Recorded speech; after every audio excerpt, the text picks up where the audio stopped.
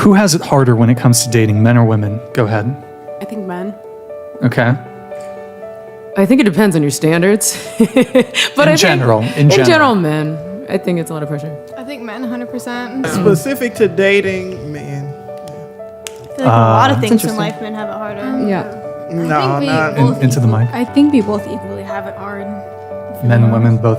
Well, I don't know if it's equally have it hard. I think women have certain difficulties that perhaps men don't have, but and men have difficulties that women don't have. Yeah, exactly. I think generally speaking, men have a definitely a harder time with dating. What about you? What do you think? Yeah, I would say that men have a pretty rough time.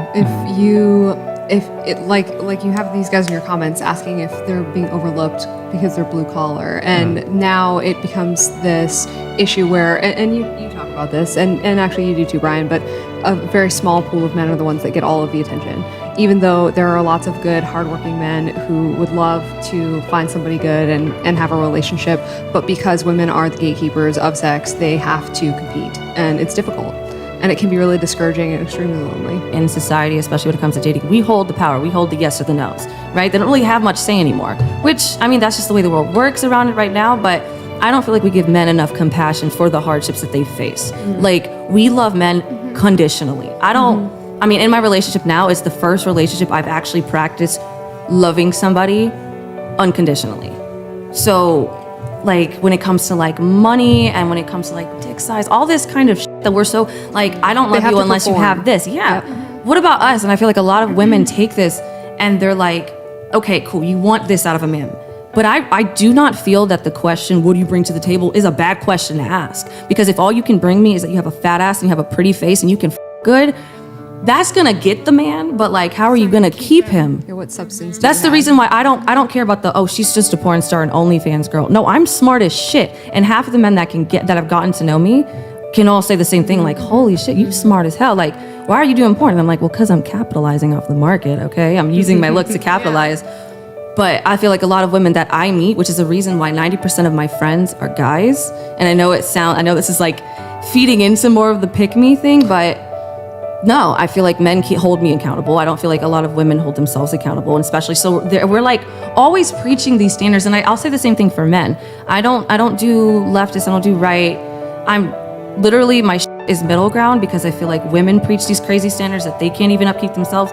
Men preach these crazy standards, and like, you know, like the whole men want a traditional wife, but they're not traditional men. 100%. But I feel like women are taken, like when a man says, oh, I don't want a girl with a high body count, we're like, that man's trash, he's shit. No, that's just his preference. But then I feel like when women say, like, oh, you know, I want a man to make this amount of money, it's not coming from a place of like, she knows who she is. She's in that same vein. It's like, it's never our fault when things go wrong, and that's something that I see a lot when women talk about different aspects of life. It's never, if you pick shitty guys, it's never your fault. If you go into too much student debt, it's never your fault, right? If you don't negotiate well when you're trying to get a job, it's never your fault. And that really hurts women, because it doesn't actually empower us to take any sort of agency over our own lives and actually make decisions and be responsible for our own actions. But men have to do that, because if they do not, they are not attractive partners. And that's really an unfair standard that our society has, particularly in the US. I think that that's a real problem. If you're a 1% guy, like top 1%, let's just say height, money, looks, whatever, you can't expect a virgin. Like, wait, you can't or you can? You can't.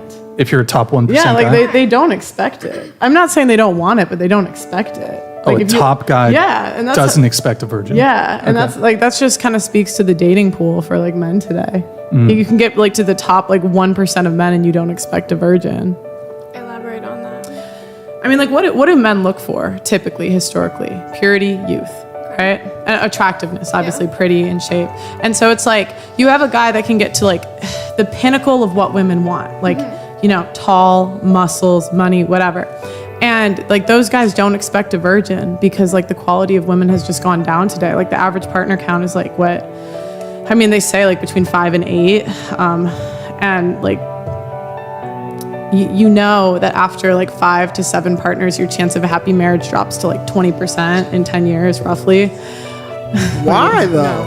Yeah, if you're, I mean, why does body count matter so fucking much. I mean, It's you're gonna find slut-shaming, different all studies is that I do ridiculous. think that part of the reason that your chances of a happy marriage go down is because you have more experience and you know what you want. All right, and then Right. if you No, fuck a lot of your people settle in husband and he marriages ain't and no good, relationships. you know about it. Like, oh, I mean, this I is just want whack. to ask, like, how is it working? Like, how is women having more partners working in society? Is it leading us to having more fulfilling, long, happy relationships or not? Because 100 years ago, We're getting the only- relationships only- that we want. wait, We're talking wait, about wait, wait. people. So Yeah. 100, I think men too, 100, promiscuity. 100 years ago, only 15% of women admitted to premarital sex. 85% of women. you know why they And did it? then, Yeah. let's say they're let's say they're big liars and we double it. Okay, that's still 2 out of 3 that were virgins on their wedding night. And so, like, my question is, are relationships in a better place today than they were 100 years ago? Yes. Because say what you want about relationships 100 years ago, you cannot tell me that the way relationships are today are working. Like, half of our generation is afraid of getting married because of what we've seen in our parents. Yeah, like that is a because horrible our parents place to. stayed together because they felt like they No, had they to, not didn't. because Our they parents. wanted That's to. not true. I mean, Our parents I are the most. I can't speak for your our parents or my no, parents. No, I'm talking about but the I'm talking about like numbers. generationally. No, for so long, women didn't have the autonomy to say no and to ask for So what they I'm- want Wait, and hold on, just demand let what her they finish. want. And now women do. They can say no. I don't want that. I don't want you. You don't make me happy. I want what makes me happy. okay. And that's why I think that Is that what a So- relationship is about? no, I think it goes both ways, 100%. What? I think the man gets to say, no, that doesn't make me happy. But the thing is it was only one-sided for so long. I want to look at what outcomes have women had. So not like personally, anecdotally. This is just in society. What outcomes has this led to? 1 in 3 women have had an abortion. 1 in 3 women have an STD. 90% of women have been on contraceptives at one point in their life. Women are on antidepressants more than ever before. What has promiscuity led to Why for are we women? magnifying on just women? So, well, why There's can't we? not Why double can't we have a conversation about women without saying but men? Like, we're just talking about the women now, so we can come back to the men later.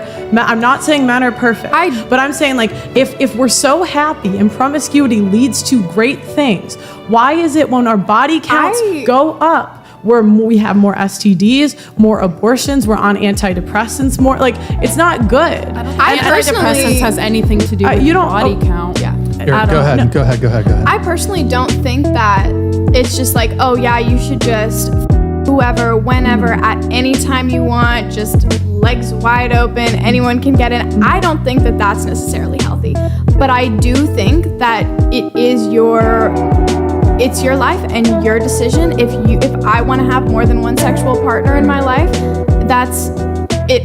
I have, and it hasn't. What- Like, I'm well, okay with